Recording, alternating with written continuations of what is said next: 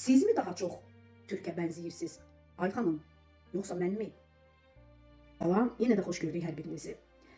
Son zamanlar daha tez tanınmaq istəyən, prim yığmaq istəyən ayrı-ayrı şəxslər sosial şəbəkələrdə xalqın ən həssas mövzularına toxunmağa üstünlük verirlər.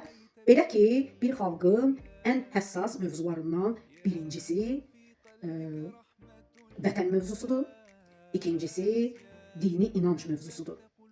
Təəssüf ki, düşünülməmiş və analiz olunmamış fikirlər irəli sürürlər. Belə ki, atın üzərində, bayrağın qarşısında, nə bilim, "Bən Türküm" musiqi sədaları altında video çarxlar paylaşırlar. Aç o ərəbin şalını, biz türküyük, türkçülüyü təbliğ eləyirik, pafoslu fikirlər söyləyirlər.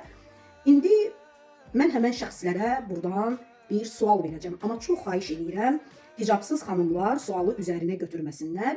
Çünki mən dəfələrlə Azərbaycan Respublikasının Konstitusiyasının 25-ci maddəsini və insanların geyim seçimi hüququnu dəfələrlə səsləndirmişəm. Və o cümlədən mənim ailəmdə də yetərincə hicabsız xanımlar var.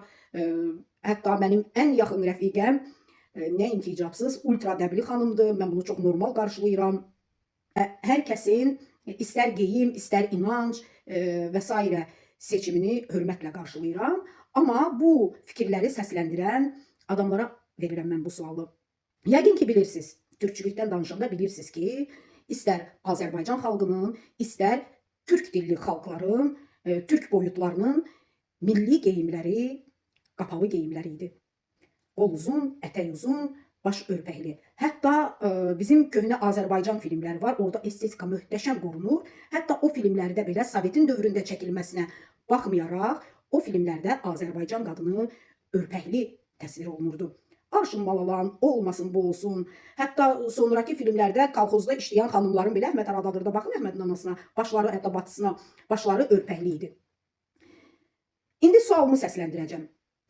Zəhmət olmasa, keçin o aynanın qarşısına, o sevimli məkanınıza, harda ki, həmişə video çarxlar çəkib paylaşırsınız və o aynada diqqətlə baxın özünüzə.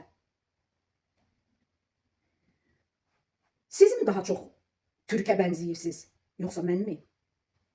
Niyə bugün siz geyim mənim seçim hüququmdur deyib qısa ətək geyinə bilərsiniz və kapron kabutkayda yanılmıramsa ayağınızı çəkib paylaşa bilərsiniz. Amma yəni Avropanın geyimini, Avropa geyim tərzini seçə bilərsiniz. Təbii ki, bu sizin seçim hüququnuzdur, hörmətlə qarşılayıram. Mən niyə Şərqin və Türkün geyim tərzini